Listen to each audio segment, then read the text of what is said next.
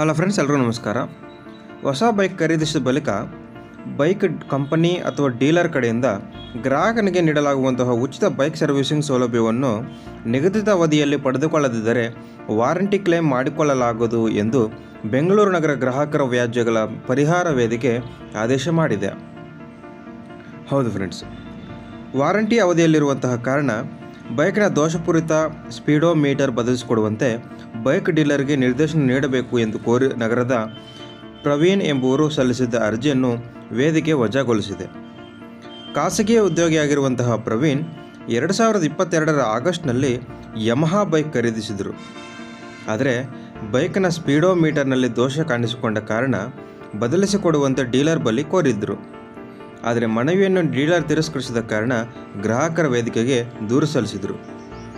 ಪ್ರವೀಣ್ ದೂರಿನ ಜೊತೆಗೆ ವೇದಿಕೆಗೆ ಸಲ್ಲಿಸಿದ ವಾರಂಟಿ ಕಾರ್ಡ್ನಲ್ಲೂ 3 ಮತ್ತು 4ನೇ ವರ್ಷದ ಸರ್ವಿಸ್ ಕೂಪನ್ಗಳು ಬಳಕೆಯಾಗಿದೆ ಹಾಗೆಯೇ ಇದ್ದವು.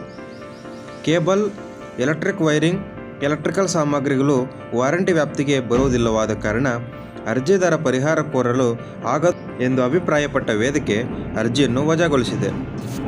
ಅಂದರೆ ಉಚಿತ ಸರ್ವಿಸ್ ಪಡೆಯದ ಬೈಕ್ಗೆ ವಾರಂಟಿ ಸಿಗದು ಮತ್ತು ನಿಗದಿತ ಅವಧಿಯಲ್ಲಿ ಪಡೆದರಷ್ಟೇ ವಾರಂಟಿ ಎಂದು ಕೋರ್ಟ್ ಅಭಿಪ್ರಾಯಪಟ್ಟಿದೆ. ಇದು ಫ್ರೆಂಡ್ಸ್ ಇವತ್ತಿನ ಮಾಹಿತಿ. ನಿಮಗೆ ವಿಡಿಯೋ ಇಷ್ಟ ಆಗಿದೆ ಅನ್ಕೊತೀನಿ. ಇದೇ ರೀತಿಯ ಹೆಚ್ಚಿನ ವಿಡಿಯೋಗಳಿಗಾಗಿ ನಮ್ಮ ಚಾನಲ್ಗೆ ಸಬ್ಸ್ಕ್ರೈಬ್ ಮಾಡ್ಕೊಳ್ರಿ ಮತ್ತು ವಿಡಿಯೋ ವೀಕ್ಷಣೆ ಮಾಡಿದ್ದಕ್ಕಾಗಿ ಎಲ್ಲರಿಗೂ ಧನ್ಯವಾದಗಳು. ಶುಭ ದಿನ.